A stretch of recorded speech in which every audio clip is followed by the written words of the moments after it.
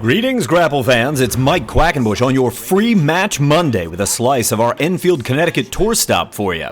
At the Empty Child, we saw despondent Lucas Calhoun go hold for hold with the Ecuadorian aristocrat Juan Francisco de Coronado.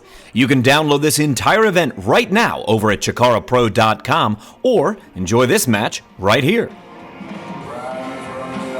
Well, it certainly seems as if a little bit of the life's been beaten out of Lucas Calhoun thanks to recent events.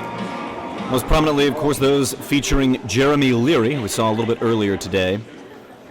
Let's see if Lucas Calhoun can manage to get past Juan Francisco de Coronado. Might break down in this way. Lucas Calhoun, he loves that Samoan drop. He's also got a seated square driver he likes to use to put opponents away. Juan Francisco de Coronado, in terms of his pinning combinations, probably most renowned for his German suplex. He's also got a great tiger driver. His submission finishing maneuver, though, the Coronado clutch, is the one that has led him to the majority of his victories. Was probably most famously that win over Zack Sabre Jr. in Philadelphia, PA. He came out of that head scissor very quick, did Juan Francisco de Coronado. Does not want to linger in a hold like that. I like what Lucas is up to, though. Find something quick and use it to wear your opponent down. See if you can't slow Juan down. Although at times, Juan requires no slowing down. Underneath that wrist lock he goes. He turned it into a reverse wrist lock and then elbowed his way inside the hold until he came out with one of his own. Lucas Calhoun showing off his chain wrestling acumen, and right over the top goes Juan Francisco de Coronado, who turned the wrist lock in his favor in one swift movement. He's no slouch when it comes to the technical wrestling either. I'm pleasantly surprised by the amount of clean technical wrestling we're seeing here today in Enfield, Connecticut. And once again, it's Juan Francisco, who will not linger in the head scissor for very long. What's wrong? Now, Juan Francisco's poking it, taking a poke at the bear. I don't know if that's such a good idea. Your words are hurtful. No karate for you? Oh, man, I don't want to hear your best right now. I don't want to hear nothing about it. Well, Juan's trying to get inside the head of Lucas Calhoun, and he certainly knows how to do it. Right over the hip he goes with a judo hip toss. This man has a martial arts background, if you didn't know. Another one there with control of the arm at the same exact time. Lucas Calhoun's got a head of steam, and he came in flying with that drop kick, a lot of force behind it. Juan Francisco might regret trying to raise the ire of that old juke joint. Lucas Calhoun. Jawbreaker is the equalizing move from Coronado, who goes behind the ankle. He's trying to get both legs. I don't know what he wanted there. Boston Crab, maybe a catapult. Calhoun was able to get rid of him, though, from the waist lock. He switched arms very, very quickly. Juan landing on his feet, up and over. He's evading at every turn. And Zagiri found the mark. Constant change of direction from Juan Francisco de Coronado created the window for him to strike in, and he has the advantage now. He's going directly to the tiger driver. Juan Francisco de Coronado looking to cut to the chase here. Now, Juan could not get the tiger driver, not this early. He went out the back door, double leg Nelson to sunset flip, held Lucas Calhoun down for two. He back rolled out of that pinning combination. A little too high with that clothesline. He's got him in a pump handle or pipe wrench. Puts him down into a backbreaker very, very hard. And Calhoun might have hurt his own knee doing it. Sometimes you don't post exactly right when you're doing those types of backbreakers. You can do a good deal of damage to yourself. Right at the back door goes Juan Francisco de Coronado, who I think smelled a little blood in the water. He saw Calhoun favor that left knee just a tiny bit. And as soon as Coronado, came out the back door, he chop blocked that leg out from underneath him. And that's trouble, because this is most definitely one of the body parts targeted by the Coronado clutch. So he's going to go after both knees and also the lower back. And this is another hold that really exploits those exact same regions. Obviously, you can tell from looking at it, the way that it works on the knee does this single leg crab, but it's also a lower back move.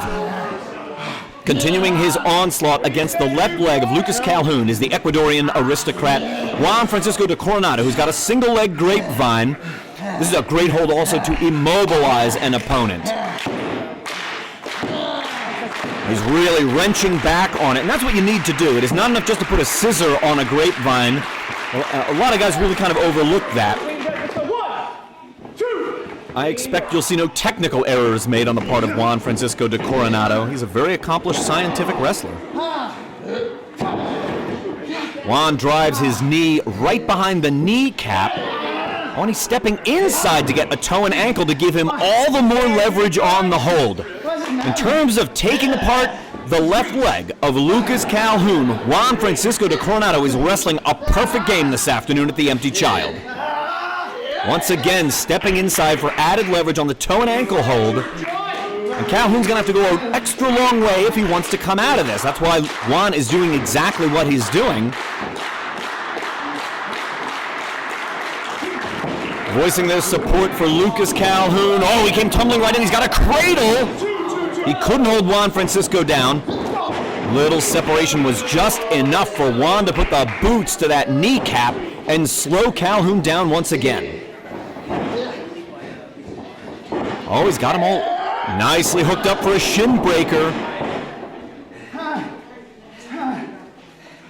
This is my destiny. Juan Francisco de Coronado has been talking a lot about destiny in recent weeks and months. He feels the grand championship is his. He wanted to claim that golden opportunity back at the second ever Infinite Gauntlet. He came up a bit short, but he is now the next grand champion. Well, I couldn't have said it better myself. Usually I'll do the commentary if that's all right, Juan. Down the back goes Lucas Calhoun. He had him nice and stacked up.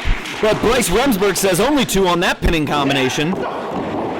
The picturesque dropkick of Juan Francisco de Coronado was right in the chest. I just don't think there's enough pressure on the shoulder blades. And I think Juan knew that. He was already set in position to get to the figure 4 leg lock. Now that knee buster or shin breaker that we saw earlier is frequently used by guys that employ this, the figure 4 leg lock. You can see the pressure on the knee, of course. You can see the pressure on one of the ankles as well, but the hold has been turned upside down. And this now puts the pain in the favor of Juan Francisco de Coronado. And you can see it etched on his face. He's really in a hurry to get to the bottom rope. And sometimes, unfortunately, when that hold gets turned over, it's really the referee that has to break it up. Your legs are tangled in such an uncomfortable position that only the intervention, the physical intervention of the referee will free you from that predicament. Lucas Calhoun's not about to give this one up. Juan Francisco de Coronado charged into the elbow of Lucas Calhoun. Caught him both feet. Oh, he's got just the one he wants. Wanted to strike, and Calhoun was ready for it. He blocks. He turns him around. Snaps suplex from that old juke joint.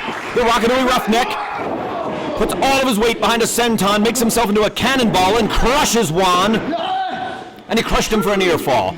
But it wasn't enough to get it done. It wasn't enough to pick up a point today at the Empty Child.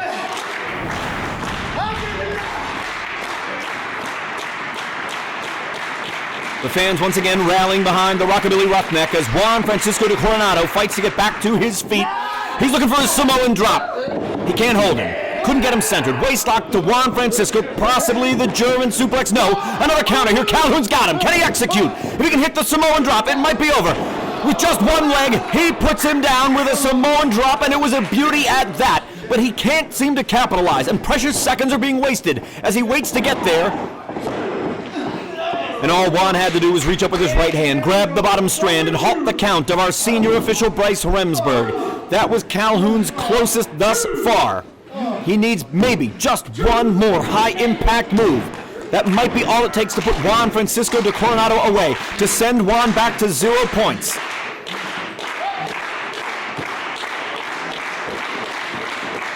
He's really struggling. You can see him favoring that left knee of his. Oh, and that's all it took, just that tiny misstep. And look at Juan Francisco mechanically constructing the Coronado clutch out of nowhere. All he's got to do is clasp the hands. Can he get it? He's really going to look at all the pressure. Look at the bow in his lower back. I don't think Calhoun can hang on. The knees are bent. Can Calhoun make it to the ropes? No, he can't. He taps, and Juan Francisco de Coronado picks up his 3rd point. Here is your winner by submission, Juan Francisco de Coronado. Well, Coronato's attitude certainly leaves something to be desired, but his wrestling acumen, on the other hand, is simply top shelf. Juan Francisco de Coronado, the Ecuadorian aristocrat, has captured his third point.